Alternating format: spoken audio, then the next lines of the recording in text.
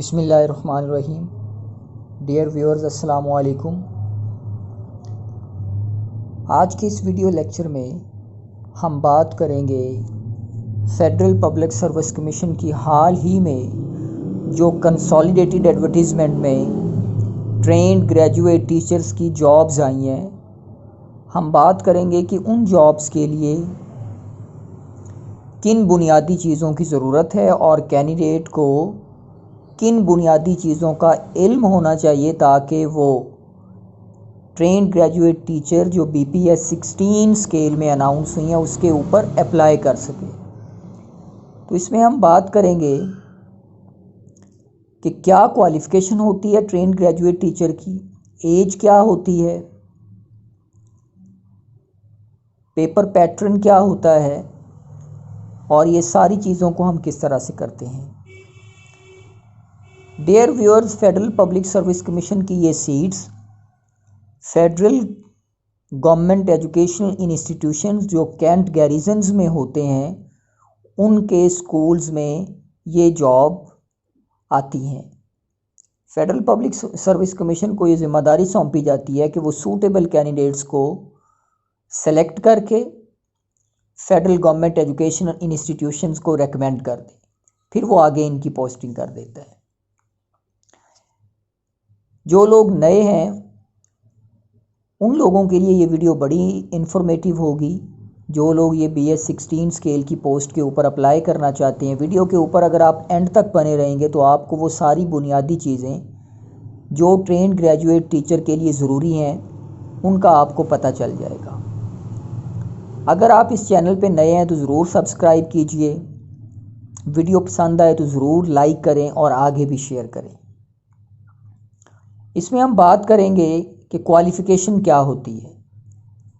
तो trained graduate teacher की जो बुनियादी क्वालिफ़िकेशन रखी गई है वो 14 ईयर्स ऑफ एजुकेशन है, यानी आपके पास आर्ट्स की डिग्री हो 14 ईयर्स ऑफ एजुकेशन की या साइंस की डिग्री हो 14 ईयर ऑफ एजुकेशन की। B.Ed इसमें मैंडेटरी है। सेकंड क्लास में आपके पास BA BSc होना चाहिए और B.Ed होना चाहिए।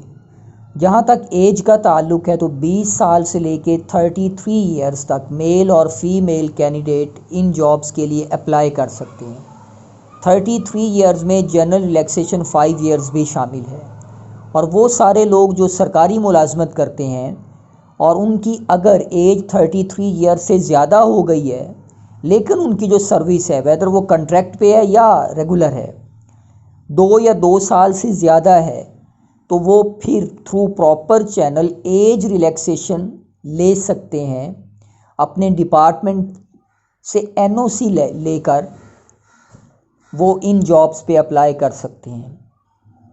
क्योंकि ये सीट्स कोटे के ऊपर अनाउंस की जाती हैं, लिहाजा फेडरल पब्लिक सर्विस कमीशन ने कोटा मुख्तस किया होता है हर सूबे के लिए, जिसमें पंजाब है, खैबर पख्तूनख्वा है, सिंध अर्बन और रूरल है, बलूचिस्तान है, आज़ाद कश्मीर है, एक्स-फाटा है और माइनॉरिटीज़ हैं। तो ये सीट्स इन कोटे के ऊपर फिल की जाती हैं। लास्ट डेट इन सीट्स की जून 2020 में ही रखी गई है। 100 नंबर का पेपर होता है जो ऑब्जेक्टिव टाइप का होता है और 100 ही उसके मार्क्स होते हैं। इस ऑब्जेक्टिव पेपर में फेडरल पब्लिक सर्विस कमीशन का जो ऑब्जेक्टिव पेपर है इसमें किसी किस्म की नेगेटिव मार्किंग नहीं होती। अगर एक सवाल ठीक है तो उसका 1 नंबर दिया जाता है, अगर सवाल गलत है तो उसका नंबर काटा जाता है, नेगेटिव मार्किंग नहीं की जाती।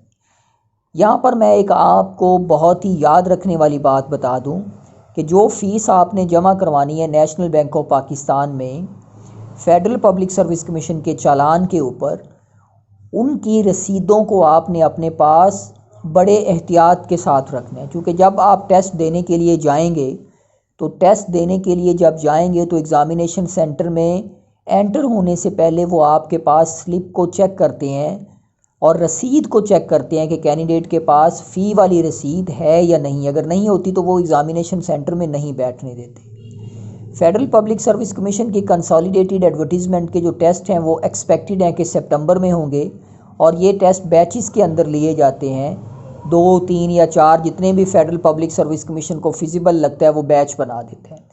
इसीलिए तैयारी जो है वो काफ़ी अच्छी करने की ज़रूरत होती है, क्योंकि बाज़ औक़ात किसी बैच के अंदर पेपर आसान आ जाते हैं और किसी बैच के अंदर पेपर मुश्किल आ जाता है। लिहाजा कैंडिडेट को अच्छे तरीके से तैयारी करके एग्ज़ामिनेशन सेंटर में जाना चाहिए। जहाँ तक पेपर पैटर्न का ताल्लुक़ है कि पैटर्न किस तरह से होता है पेपर का, तो इसके 3 हिस्से होते हैं। पहला हिस्सा होता है इंग्लिश का जो 20 नंबर का होता है। दूसरा हिस्सा सब्जेक्ट रेलेवेंट होता है जो 40 नंबर का होता है। और तीसरा हिस्सा जो है वो बीएड का होता है, यानी आपकी प्रोफेशनल या पेडागोजी के ऊपर होता है, वो भी 40 नंबर का होता है। टोटल मार्क्स भी 100 होते हैं इस टेस्ट के, और जो टाइम अलाउड होता है वो भी 100 मिनट्स ही होते हैं। अगर आप ट्रेन ग्रेजुएट मैथ के लिए जा रहे हैं तो फिर आपका जो उसमें सब्जेक्ट लेवल का टेस्ट है वो मैथ से लिया जाएगा, जिसमें इंटर और बीए या बीएससी की मैथमेटिक्स शामिल है। अगर आप इंग्लिश और उर्दू के लिए ट्रेन ग्रेजुएट टीचर के लिए जा रहे हैं तो फिर आपका जो इंटर और बैचलर लेवल का उर्दू है या इंग्लिश है उसमें से 40 नंबर का पेपर लिया जाएगा। अब सिलेबस क्या होता है? इंग्लिश का जो 20 नंबर का पेपर आता है उसमें 20 सवाल होते हैं ऑब्जेक्टिव टाइप के। उसमें वोकैबुलरी है, इडियम्स हैं, पेयर ऑफ वर्ड्स हैं, फ्रेजल वर्ब्स हैं, सेंटेंस स्ट्रक्चरिंग है, सेंटेंस करेक्शन है, यानी बेसिक ग्रामर जो है उसमें से 20 नंबर का पेपर पूछा जाता है। एंड के ऊपर मैं वो पेपर भी शेयर कर दूंगा कि किस तरह से वो पेपर आता है। अगर हम बुक्स की बात करें कि अंग्रेज़ी जो है, अंग्रेज़ी ग्रामर को कहाँ से तैयार किया जाए, तो इंटर लेवल की जो आपने किताबें इंटर में पढ़ी हैं या आपने बीए और बीएससी में जो बुनियादी इंग्लिश ग्रामर की किताबें पढ़ी हैं, आप जिस सूबे से भी हैं, अगर पंजाब से हैं तो पंजाब में जो आपने पढ़ी हैं, अगर दूसरे सूबों से ताल्लुक़ रखते हैं तो वहाँ पर जो आपने इंटरमीडिएट में और बैचलर्स लेवल के ऊपर जो बेसिक अंग्रेज़ी की ग्रामर की किताबें पढ़ी हैं वहाँ से आप तैयारी करें जो सिलेबस मेंशन है उसके मुताबिक। उसके बाद नंबर 2 के ऊपर जो बैचलर लेवल्स पे आपने मैथमेटिक्स का है या अंग्रेज़ी का है या उर्दू का है या बायो का है या फिज़िक्स का है, वो जो बैचलर लेवल्स तक आपने अपने सब्जेक्ट की किताबें पढ़ी हैं उनको आपने अच्छे तरीके से तैयार करना है, चूँकि 40 नंबर का जो पेपर है वो सब्जेक्ट रेलेवेंट आपके बैचलर लेवल्स तक का पूछा जाता है। उसके बाद तीसरे नंबर पे पेडागोजी आती है, यानी बीएड का आता है। तो आपने जिस भी यूनिवर्सिटी से बीएड किया है, वो वेदर ओपन यूनिवर्सिटी से बीएड किया है या आप जिस सूबे से ताल्लुक़ रखते हैं उसकी किसी यूनिवर्सिटी से आपने रेगुलर बीएड किया है, तो ये कोर्स कंटेंट जिसमें एजुकेशनल साइकोलॉजी है, classroom management and discipline, instructional planning and teaching strategies, student evaluation and examination system, educational guidance and counselling, ये सिलेबस जो कोर्स आउटलाइन है यहाँ पर, ये जिस भी किताबों से या जिन किताबों से आपको मिलता है आपने वो तैयार करनी है। आप ओपन यूनिवर्सिटी की भी ये किताबें पढ़ सकते हैं। कोशिश करें कि सब्जेक्टिव किताबों को पढ़ें, उसके बाद ऑब्जेक्टिव की किताबों को ख़रीदें, या मार्केट में ऑब्जेक्टिव की किताबें आती हैं, सब्जेक्टिव की तैयारी करने के बाद आप उन किताबों को ख़रीदें, फिर आपकी तैयारी जो अच्छे तरीके से हो जाएगी। इसके अलावा अगर आप पंजाब से ताल्लुक़ रखते हैं तो मजीद बुक डिपो वालों ने क्वालिफाई बीएड के नाम से किताबें पब्लिश की हैं जो सब्जेक्टिव में भी हैं और ऑब्जेक्टिव में भी हैं।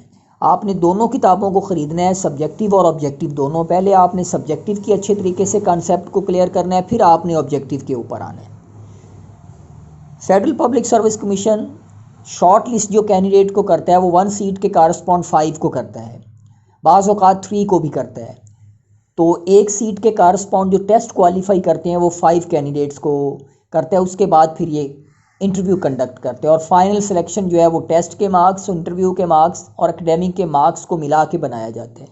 जहाँ तक पोस्टिंग का ताल्लुक है तो चूँकि ये कैंट जहाँ पर भी बने हुए हैं और कैंट के साथ जहाँ पर भी स्कूल्स बने हुए हैं, federal government educational institution cantt garrison के जहाँ पर भी स्कूल्स हैं वहाँ पर इनकी पोस्टिंग की जाती है और इसकी बुनियादी तनख्वाह जो है वो BS16 के इक्विवेलेंट दी जाती है, प्लस जो यूजुअल अलाउंसेस होती हैं मिनिस्ट्री ऑफ डिफेंस के वो इसके ऊपर लगाए जाते हैं। इसके अलावा भी एक मैंने वीडियो SSTs की बनाई है जो फेडरल पब्लिक सर्विस कमीशन के ज़रिए SSTs की पोस्ट आई हैं BS17 में भी, उसका लिंक भी मैं डिस्क्रिप्शन में दे दूँगा, आप वो भी जाके चेक कर सकते हैं कि उनमें क्या क्या चीज़ों की हमें ज़रूरत होती है। आपके जहन में कोई भी क्वेश्चन हो तो आप मेरे से कमेंट सेक्शन में पूछ सकते हैं। मैं इंशाल्लाह कोशिश करूँगा कि आपके सारे क्वेश्चंस का जवाब दूँ। अल्लाह ताला हमारा हामी और नासिर हो। और ये मेरी दुआ है कि अल्लाह ताला जो लोग भी मेहनत करते हैं, जो लोग क्वालिफाइड हैं, अल्लाह ताला उनको राइट प्लेस के ऊपर जो है जॉब दे।